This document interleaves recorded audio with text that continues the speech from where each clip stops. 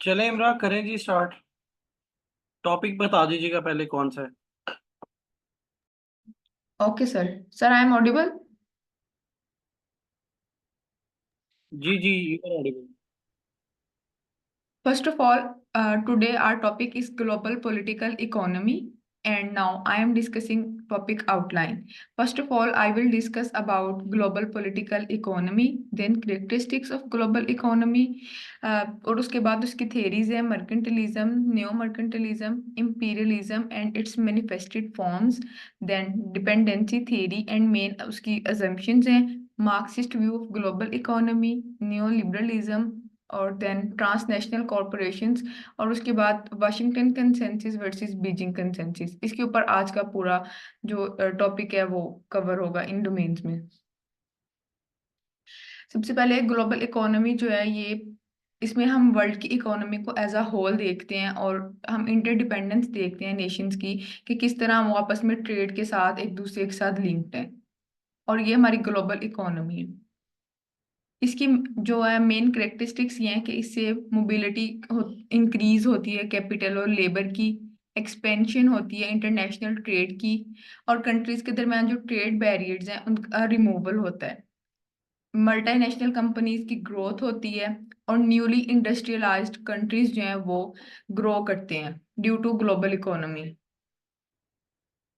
और उसके बाद इसकी जो फर्स्ट थ्योरी है वो मर्केंटलिज्म है। मर्केंटलिज्म जो है वो स्टेट सेंट्रलाइज्ड इकोनॉमिक सिस्टम है कि जो स्टेट है उसके पास ज्यादा से ज्यादा रिसोर्सेज हों और स्टेट उन रिसोर्सेज को यूज करे सिटीजन की वेलफेयर के लिए या फिर स्टेट के खुद की सेफ्टी के लिए। और ये इस नोशन के ऊपर ऑपरेट करती है कि जो स्टेट है उसको मार्केट के अंदर इंटरफेयर करना चाहिए और बिल्कुल ऑपोजिट है ये कैपिटलिज्म से और जो आजकल प्रिवेलिंग वर्ल्ड ऑर्डर चल रहा है उससे। और मर्केंटिलिज्म को आज इकोनॉमिक रियलिज्म भी कहा जाता है। मर्केंटिलिज्म से मर्केंटिलिज्म जो है वो फिर जो वेल्थ एक्यूमुलेट करती है मार्केट इंटरवेंशन से वो उसको यूज करती है मिलिट्री पावर को इनहेंस करने के लिए और ये कॉन्सेप्ट रियलिज्म के साथ सिमिलैरिटी रखते हैं। अलेक्जेंडर हैमिल्टन जो first US secretary of state था उसने रिपोर्ट एक बनाई थी 1841 में जब यूएस की अर्ली इंडिपेंडेंस का इरा था कि जो इंडस्ट्रियल पावर है वो नेशनल पावर के जो है वो इक्विवेलेंट होती है और उससे जो इंडिपेंडेंस आती है। और उसने आर्ग्यू किया था कि अगर यूएस को या किसी भी, अब तो हम देखते हैं कि जियो इकोनॉमिक्स के ऊपर ये सारा कुछ बेस करता है कि अगर किसी भी कंट्री को इंडिपेंडेंट रहना है तो उसको अपनी इंडस्ट्रियल पावर को इनहेंस करना पड़ेगा। और इसके जो है आर्गुमेंट्स थे हैमिल्टन के वो मेन ये थे कि प्रोटेक्शनिज्म को यूज करे कंट्रीज जो हैं वो प्रोटेक्ट करे अपनी इन्फेंट इंडस्ट्री को फॉरेन कंपटीशन से। इन्फेंट इंडस्ट्रीज ऐसी इंडस्ट्रीज को कहते हैं कि जो अभी ग्रोथ की अर्ली स्टेज पे होती हैं वो अभी फॉरेन कंपटीशन को बर्दाश्त नहीं कर सकती और उनका जो है वो उनकी जो प्रोडक्शन है वो लो होती है मुकाबले फॉरेन कंपटीशन के मुकाबले में। तो प्रोटेक्शनिज्म जो है इसमें यूएस और चाइना की ट्रेड वॉर भी आती है कि जो यूएस है उसने टैरिफ्स लगाए हैं चाइना की प्रोडक्ट्स के ऊपर जिससे वो प्रोडक्ट्स डोमेस्टिक मार्केट में ज्यादा महंगी बिकती हैं और लोग उनकी बजाय पे डोमेस्टिक जो है प्रोडक्ट्स उनको प्रेफर करते हैं और उससे जो डोमेस्टिक इंडस्ट्रीज हैं वो ज्यादा से ज्यादा ग्रो करती हैं। प्रिंसिपल्स जो है मर्केंटलिज्म के वो ये हैं कि हम एक्सपोर्ट्स को इंक्रीज करें और जो इंपोर्ट्स हैं उनको डिक्रीज करें ताकि जो हमारे पेएबल हैं वो लेस हों और रिसीवेबल मोर। इसमें जो ये प्रिंसिपल है ना इसके तहत ये होता है कि जो हम लोगों ने पेमेंट्स करनी है ना आउटसाइड, जैसे पाकिस्तान का यही मसला रहता है कि हमारा फिजिकल डेफिसिट है क्योंकि हमारे जो पेएबल हैं जो हमने अमाउंट पे करनी होती है दूसरे कंट्रीज को वो ज्यादा है और जो हमने उनसे लेनी होती है वो कम है क्योंकि हमारी इंपोर्ट्स ज्यादा हैं और एक्सपोर्ट्स कम है। उसके बाद आता है बुलियनिज्म। इसमें यह है कि जो स्टेट है ना उसको अपनी वेल्थ को अक्यूमुलेट और मटेरियल रिसोर्सेज को अक्यूमुलेट करने के लिए ज्यादा से ज्यादा कोशिश करनी चाहिए। और प्रोटेक्शनिज्म का प्रिंसिपल जैसा कि मैंने पहले भी डिस्कस किया है कि प्रमोशन हो करें हम लोग अपनी लोकल इंडस्ट्री की और उसको हम फॉरेन कंपटीशन से बचाएं। और हम जो टैरिफ्स हैं फॉरेन प्रोडक्ट्स के ऊपर वो ज्यादा लगाएं, ताकि हमारी जो डोमेस्टिक इंडस्ट्री है वो ग्रो करे।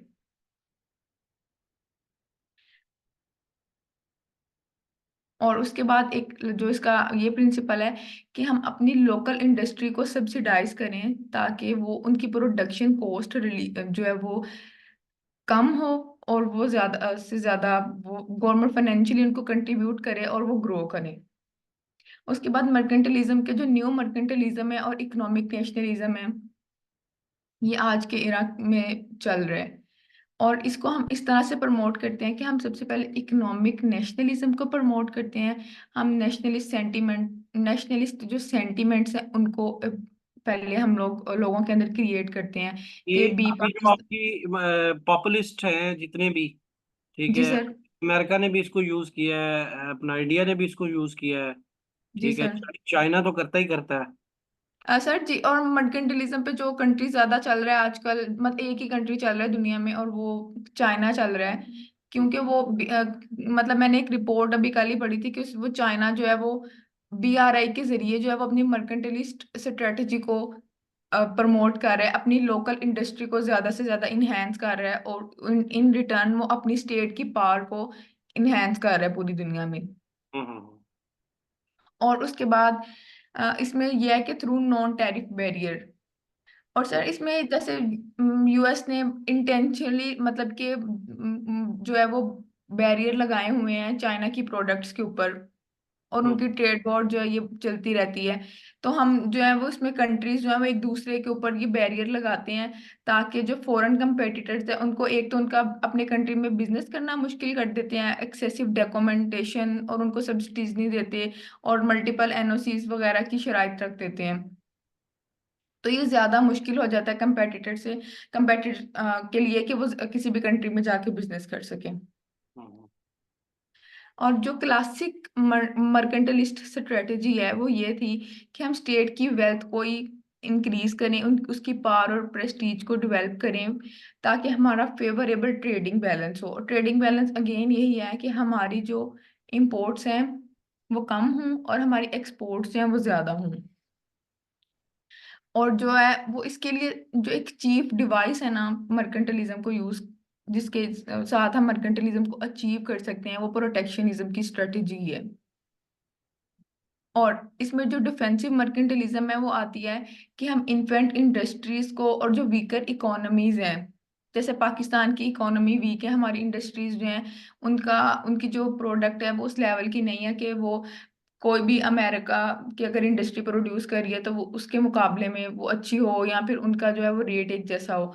तो ये जो है इससे हमारी लोग, जब ये भी हमारी चीजें जाती हैं बाहर की कंट्रीज में, तो लोग हम पाकिस्तान की जो चीजें हैं उनको कम प्रेफर करते हैं, बजाय ये कि जो ज्यादा इंडस्ट्रियलाइज्ड कंट्री हैं उनकी चीजों को ज्यादा लिया जाता है।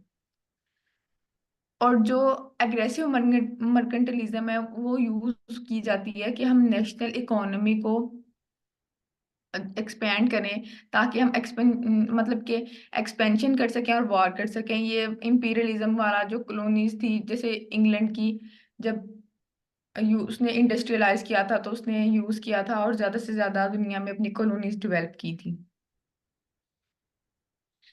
उसके बाद इसके ऊपर क्रिटिक भी की जाती है कि इससे जब दूसरे कंट्रीज की जो प्रोडक्ट्स हैं उसके ऊपर बैरियर लग जाते हैं, टैरिफ लग जाता है, या कोटा सिस्टम आ जाता है, तो उससे कंज्यूमर जो होते हैं डोमेस्टिक कंट्री जो कंट्री के होते हैं, उनके पास चीज़ों की जो वैल्यू है, जो चॉइस है चीज़ों की वो कम रह जाती है। और फ्यूअर इंपोर्ट, जब हम इंपोर्ट्स को जो है वो कम कर देते हैं तो हमारा जो है कंपटीशन कम हो जाता है, और प्राइसेस जो है वो हाई हो जाती हैं। और जो मर्केंटलिस्ट कंट्रीज हैं, ये कहा जाता है, इसके ऊपर क्रिटिक है कि वो इंगेज रहते हैं कॉन्स्टेंटली वारफेयर में, और वो रिसोर्सेज के ऊपर लड़ते हैं। और ये कैपिटलिज्म की क्रिटिक है कि जो फ्री ट्रेड सिस्टम के कंट्रीज हैं वो नेशन ज्यादातर प्रोस्पर करती हैं, क्योंकि उनके म्यूचुअली बेनिफिशियल ट्रेड रिलेशंस होते हैं। नेक्स्ट आती है इंपीरियलिज्म। इंपीरियलिज्म जो था ये पहले यूज होता था, अब इसकी जो है वो नई से नई फॉर्म हमारे सामने आ गई है। इंपीरियलिज्म ये कहा जाता है कि अ नेशन की authority over other nations through acquisition of land और the imposition of economic and political domination, extension of influence and authority of one country into an other country over its authority।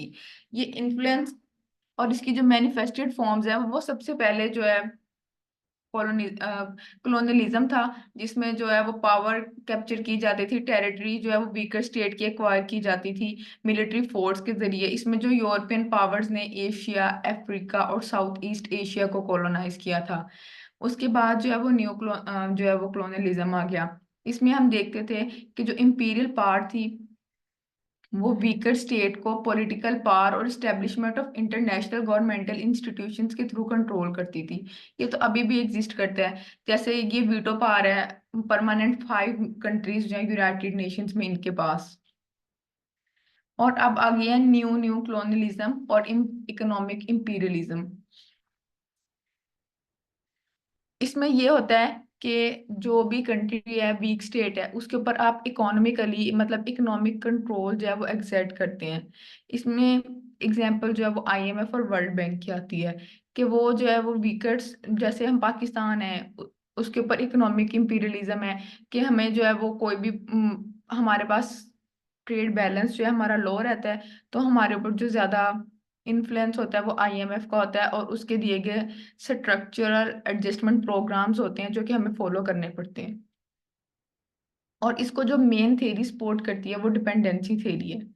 Dependency theory ये कहती है कि जो resource हैं वो flow होते हैं पुअर कंट्रीज और अंडर डेवलप्ड जी, कंट्रीज से। कल कल कल वाला जो लेक्चर है वो अब आपको समझ आ रहा है कि एक दफा अगर आपको इंटरनेशनल पॉलिटिक्स की जो थेरीज हैं वो बेसिक्स भी उसका क्लियर हो जाए, ज़्यादा से ज़्यादा डिटेल में नहीं, चूंकि हम आईआर नहीं रख रहे, ठीक है, तो हमारा चीज़ों को देखने का जो लेंस है वो चेंज हो जाता है। अभी देखिए पोल साइंस में भी ये चीज़ आपके काम आएगी, जेंडर में भी, मतलब जिस जिस जगह फिर आप जाएंगे फिर आपको ये थेरीज जो है वो हेल्प आउट करेगी। जी ठीक है, शुरू करें आप।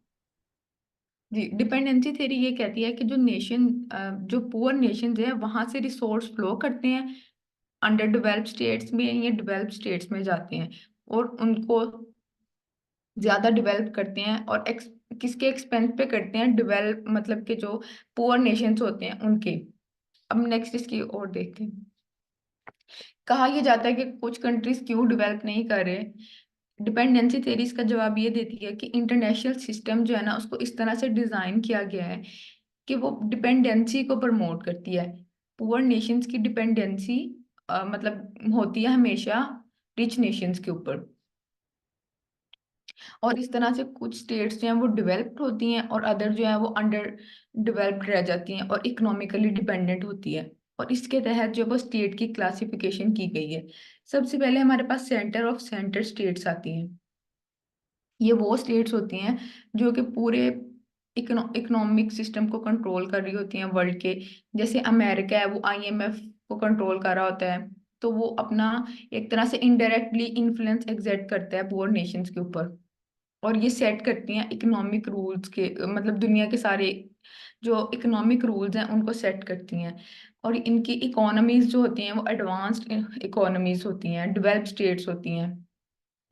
ये इस तरह से एक्सप्लॉइट करती हैं लीस्ट डेवलप्ड स्टेट्स को कि ये वहां से चीप मटेरियल को लेती हैं और उनको मैन्युफैक्चर करके एक्सपेंसिव प्रोडक्ट्स बेचती हैं। और इस तरह से उनको एक कंटिन्यूस विशियस साइकिल के जरिए इनको डेट ट्रैप में इंगेज रखती हैं। इन कंट्रीज में आते हैं यूएसए, चाइना, रशिया, यूके। और ये सेंटर ऑफ सेंटर कंट्रीज हैं। उसके बाद आते हैं पेरिफेरी ऑफ सेंटर। ये वो कंट्रीज हैं जो कि सेंटर ऑफ सेंटर कंट्रीज को असिस्ट करते हैं या उनके साथ होते हैं और ये भी एक्सप्लॉइट ही करते हैं लीस्ट डेवलपिंग कंट्रीज को।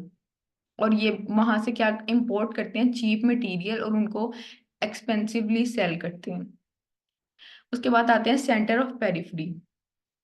इसमें जो है वो इन बेसिक लेवल के जो कंट्रीज होते हैं ना मैन्युफैक्चरिंग में इन्वॉल्व या नेचुरल इंडस्ट्री में जिनके पास थोड़ी बहुत इंडस्ट्रियल रिसोर्सेज होते हैं, इनके भी जो चीप मटेरियल है और जो लेबर है वो एक्सपोर्ट होती है पेरिफेरी को और सेंटर ऑफ सेंटर नेशंस को लो प्राइसेस में। इन इस वजह से इनका नेगेटिव बैलेंस ऑफ पेमेंट रहता है। और उसकी हम एग्जाम्पल अपने कंट्री पाकिस्तान को देख सकते हैं कि हमारा बैलेंस ऑफ पेमेंट जो है वो हमेशा नेगेटिव ही है।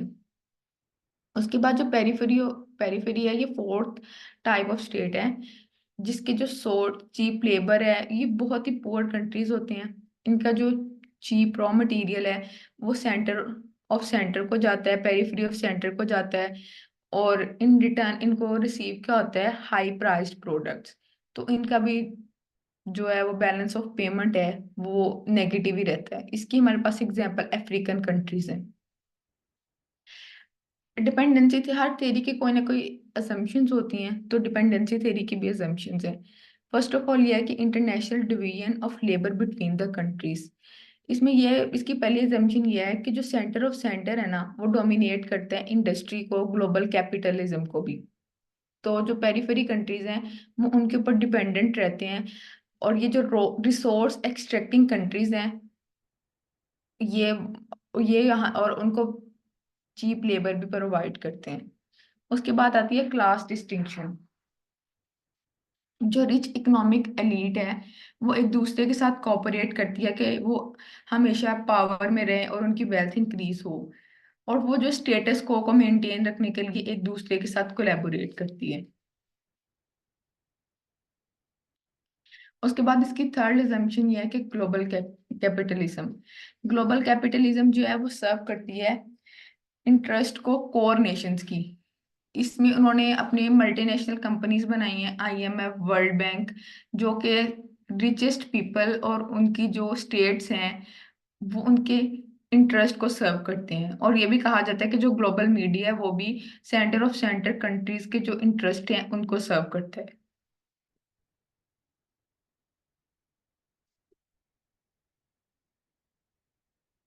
उसके बाद आती है मार्क्सिस्ट अप्रोच, कि वो ग्लोबल इकोनॉमी को कैसे देखते हैं। तो जो मार्क्सिस्ट व्यू है उसमें जो है पॉलिटिकल इकोनॉमी का हमेशा एक इंटरनेशनल डिमेंशन रही है। वो यही कहते हैं कि जो ग्लोबल कैपिटलिज्म है ना, वो जैसे हमने अभी डिस्कस किया है कि जो कोर नेशंस हैं, सेंटर ऑफ सेंटर नेशंस हैं, वो एक्सप्लॉइट करती हैं वीकर नेशंस को। तो जैसे पहले भी मार्क्स की जो थ्योरी है, कार्ल मार्क्स की, वो यही कहती है कि ग्लोबल सिस्टम भी इसी तरह से ऑपरेट करता है कि वर्किंग क्लास को एक्सप्लॉइट किया जाता है और उनके साथ ऑपरेसिव बिहेव रखा जाता है। नेशनल इकोनॉमीज जो है, जो भी, और इसमें उन्होंने कहा है कि अभी भी मॉडर्न सर्कमस्टांसिस में जो कैपिटलिस्ट क्लास है उसका जो इंटरेस्ट है उसको मेंटेन किया जा रहा है ट्रांसनेशनल कॉरपोरेशंस के जरिए। जो है हम देखते हैं powerful national governments economics have primacy over politics. तो जो ट्रांसनेशनल नेशनल कॉरपोरेशंस हैं वो एक कंट्री की तो होती हैं, लेकिन वो ज्यादातर डेवलप्ड कंट्रीज की हैं, और उनको जो है वो प्राइमेसी है पॉलिटिक्स के ऊपर, क्योंकि वो अब बहुत ज्यादा बड़ी, उनकी जीडीपी और इंटरनेशनल ट्रेड में उनका बहुत ज्यादा रोल है। उसके अलावा जो न्यो मार्क्सिस्ट है ना वो भी इंटरप्रेट करते हैं ग्लोबल कैपिटलिज्म को एक ऐसा वर्ल्ड सिस्टम जो कि एक्सप्लॉयटेटिव रिलेशनशिप के ऊपर बेस करता है, सो कॉल्ड कोर एरियाज और पेरिफेरल वंस। और इसमें वो कहते हैं ये लिंक्ड डेवलप करते हैं ट्रांसनेशनल कॉरपोरेशंस के साथ का डेवलपिंग वर्ल्ड के साथ। जैसे अब ट्रांसनेशनल कॉरपोरेशन कोई भी, आप वॉलमार्ट की एग्जांपल लेते हैं या कोई भी बड़ी इंडस्ट्री है, वो अफ्रीका से चीप रिसोर्सेज लेती है और उसके ऊपर मैन्युफैक्चरिंग करती है और उसको ज्यादा महंगा सेल करती है। तो इस तरह से वो एक्सप्लॉइट कर रहे हैं पुअर नेशंस को, उनका ही रॉ मटेरियल लेके उन्हीं की जो है वो अच्छा नेचुरल रिसोर्सेज को वेस्ट करके। तो लेकिन डेवलप उसके बिहाफ पे कौन हो रहा है, ट्रांसनेशनल कॉरपोरेशंस, और अल्टीमेटली डेवलप्ड कंट्रीज और डेवलप हो रहे हैं। उसके बाद ये नियो लिबरलिज्म आता है। ये अब क्लासिक लिबरलिज्म की अपडेटेड फॉर्म है। इसका सेंट्रल थीम ये है कि इकोनॉमी तभी ज्यादा अच्छा काम करती है जब वो उसको या मार्केट तब अच्छा काम करती है जब उसमें बिल्कुल भी गवर्नमेंट इंटरफेरेंस ना हो। ये मर्केंटलिज्म के ऑपोजिट व्यू है। न्यू लिबरलिज्म एक ऐसी पॉलिटिकल और इकोनॉमिक फिलोसफी है जो कि deregulation, globalisation, free trade और रिडक्शन, गवर्नमेंट स्पेंडिंग में रिडक्शन पे काम करती है। और ये लेसिस फ्री इकोनॉमिक्स पे काम करती है, ये स्कूल ऑफ थॉट ये एडवोकेट करता है कि मिनिमल गवर्नमेंट इंटरफेरेंस हो इकोनॉमिक इशू में सोसाइटी के और इंडिविजुअल के मार्केट को अलोन छोड़ दिया जाए, वो सप्लाई और डिमांड के रूल पे चले। अगर सप्लाई कम है तो डिमांड ज्यादा है, इससे जो है वो प्रोडक्ट की ऑटोमेटिकली वो कहते हैं कि प्राइसेस हाई होंगी। इसमें स्टेट को कोई ज़रूरत नहीं है कि वो कोई भी प्राइस कंट्रोल करें या कुछ भी करे, वो डिमांड और सप्लाई के लिहाज से खुद ही जो है मार्केट वो खुद ही वर्क करेगी। और जो है वो ग्लोबल इकोनॉमी का फैशन इस तरह से किया गया है कि वो पावरफुल स्टेट के हक में काम करे, और न्यू कॉलोनियलिज्म भी इसी चीज को कहते हैं। इकोनॉमिक लिबरल्स जो हैं वो इस चीज को अपोज करते हैं, गवर्नमेंट इंटरवेंशन को और प्रोटेक्शनिज्म को, कि वो कहते हैं कि ऐसी इंडस्ट्रीज जिनके लिए आप कोटा लगाते हैं दूसरी इंपोर्टेड प्रोडक्ट्स पे, वो इस काबिल ही नहीं है कि वो फॉरेन कंपटीशन को फेस कर सकें। और ये कहते हैं कि मार्केट जो है वो ट्रेड बैरियर्स को बिल्कुल खोल दिया जाए, और इसी न्यू कॉलोनियलिज्म के ऊपर ही बेस्ड जो है वो आईएमएफ की सारी पॉलिसीज भी करती हैं, जो कि वो डेवलपिंग कंट्रीज को देते हैं जब भी वो अपना स्ट्रक्चर एडजस्टमेंट प्रोग्राम देते हैं।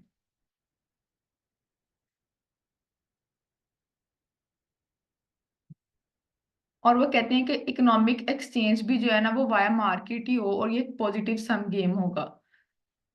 और वो कहते हैं इससे जो है वो एफिशिएंसी प्रोड्यूस होगी और इकोनॉमिक ग्रोथ और जो है वो बेनिफिट सबको रिसीव होगा। उसके बाद एक ये पॉइंट ऑफ व्यू आ जाता है बिल्कुल डिफरेंट, के जो इकोनॉमिक ग्लोबलाइजेशन है ना, इसने जो मतलब अभी ग्लोबलाइज हो रही है पूरी दुनिया, उसने न्यू लिबरलिज्म को सपोर्ट किया है। इसमें ये सबसे पहला पॉइंट आता है कि जो इंटेंसिफाइड इंटरनेशनल कंपटीशन है, इसने गवर्नमेंट को इनकरेज किया है कि वो अपनी इकोनॉमी को डीरेगुलेट करे, टैक्स को रिड्यूस करे, ताकि बाहर से ज्यादा फॉरेन डायरेक्ट इन्वेस्टमेंट आए, और और जो है वो ट्रांसनेशनल कॉरपोरेशंस आके सेटअप हों। और उसके अलावा अब हम देखते हैं कि ट्रांसनेशनल कॉरपोरेशन क्या होती है।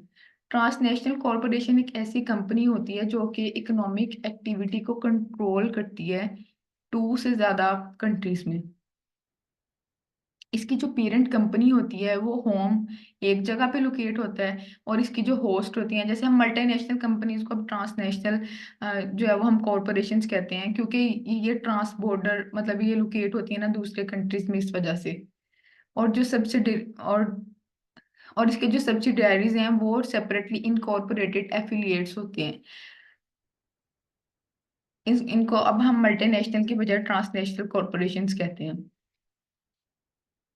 इनकी सिग्निफिकेंस ये है कि ट्रांसनेशनल कॉरपोरेशंस जो है वो एग्जर्ट करती हैं enormous amount of economic power और पॉलिटिकल इन्फ्लुएंस।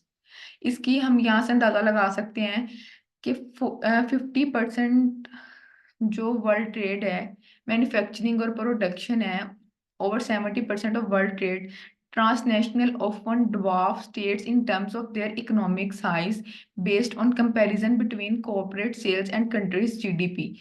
मतलब इसमें यह है कि 51% जो दुनिया की लार्जेस्ट इकोनॉमीज है ना, उसमें 51% ट्रांसनेशनल कॉरपोरेशंस आती हैं और 49 जो है वो कंट्रीज आते हैं। और वालमार्ट जो है उसका साइज है पोलैंड के जितना, और एक्जन मोबिल का साइज है इकोनॉमिकली की बात कर रही हूँ साउथ अफ्रीका के जितना।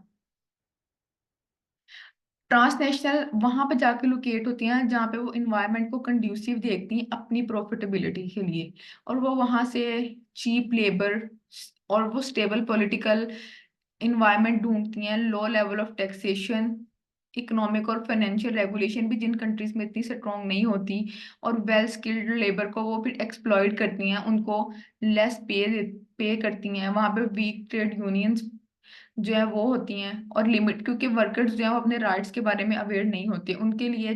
जैसे पाकिस्तान में भी अगर मल्टीनेशनल कंपनी में जॉब मिलती है, हमें ये नहीं पता कि वो कंपेटिटिव सैलरी ऑफर कर रहे हैं या नहीं किसी की भी वो स्किल के मुताबिक, लेकिन चूंकि उनकी बाकी डोमेस्टिकली इंडस्ट्री से ज्यादा वो पे कर रहे होते हैं, तो लोग जाके वहां पे एम्प्लॉय होना पसंद करते हैं। और वहां और ये जो इनका कंज्यूमर अल्टीमेटली ये वहां पे ढूंढती है जहाँ पे हाई डिस्पोजेबल इनकम हो। हाई डिस्पोजेबल इनकम उस इनकम को कहते हैं कि जो कंज्यूमर के पास सारे टैक्सेस और दे के सेविंग और स्पेंड करने के लिए जो इनकम बचती है उसको हम हाई डिस्पोजेबल इनकम कहते हैं।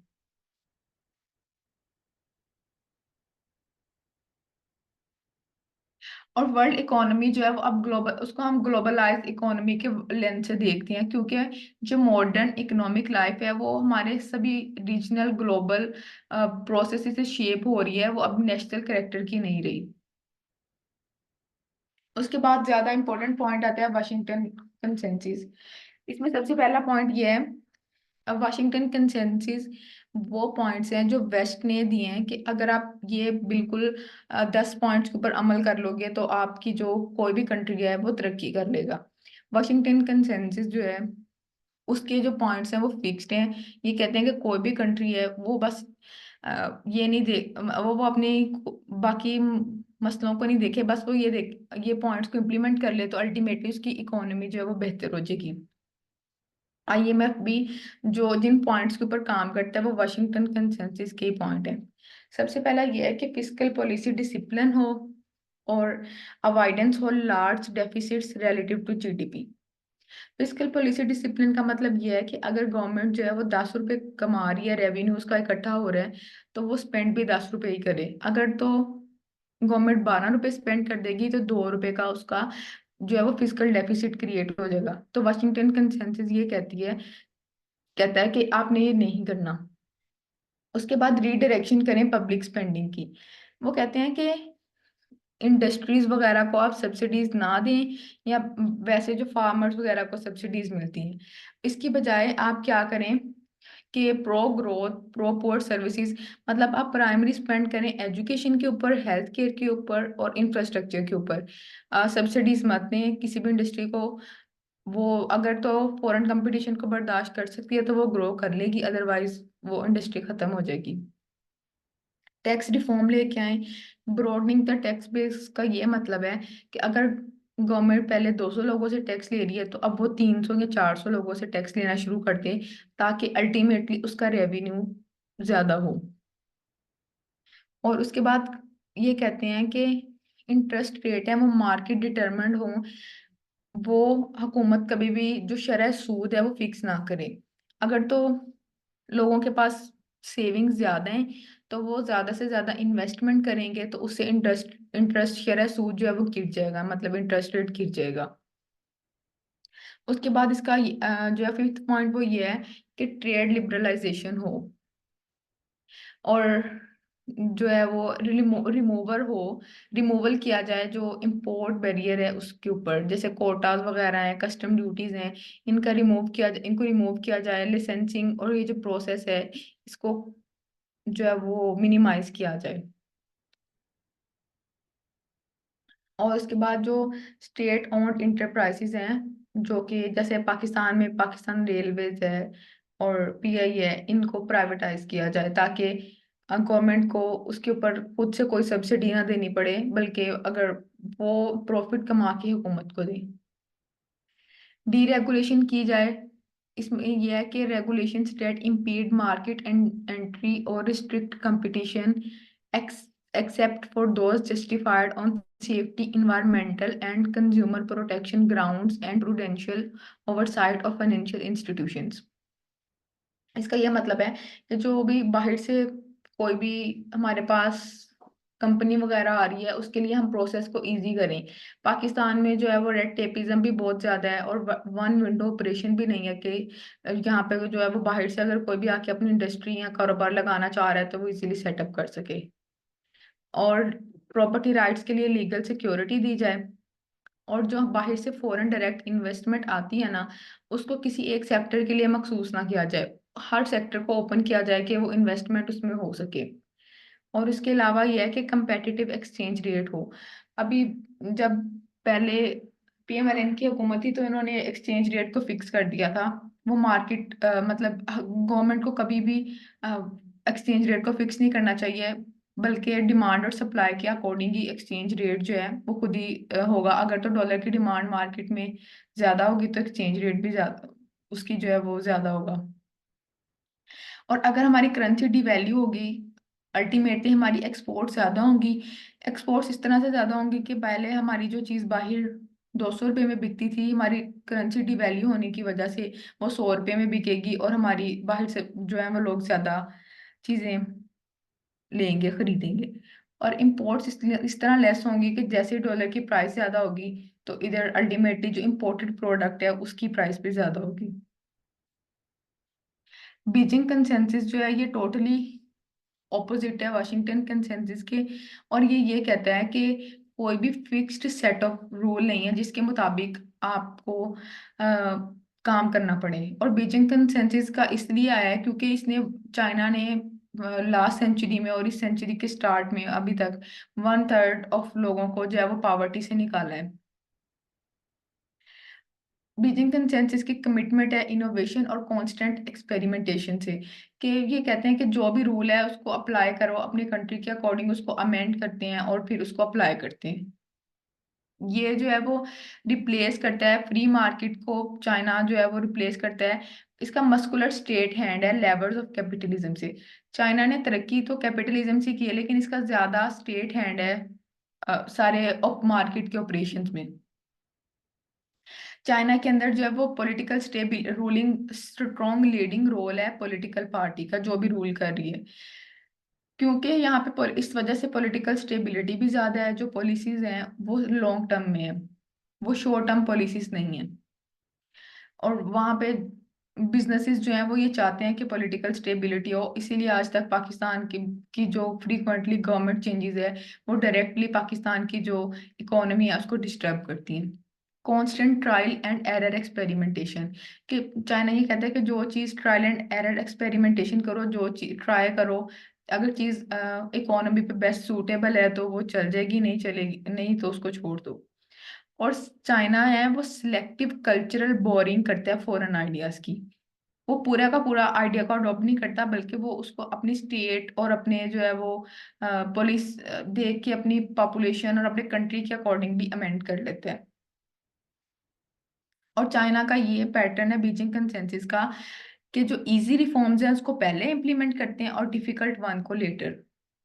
और चाइना की जो वो down to earth pragmatic concern है कि वो लोगों को ज्यादा से ज्यादा सर्व करे, जो कि कैपिटलिज्म में जो वाशिंगटन कंसेंसस में नहीं है।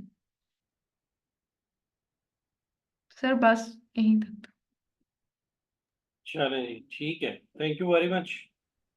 ठीक है। Thank you sir. हाँ जी। और जी स्लाइड्स भी शेयर कर देंगे, ठीक है। ये इमरा आप मेरे साथ शेयर करिए, मैं फिर ग्रुप में भिजवा दूँ। ठीक है सर, ठीक है। थैंक यू जी, thank you everyone. Thank you sir. Thank you, thank you.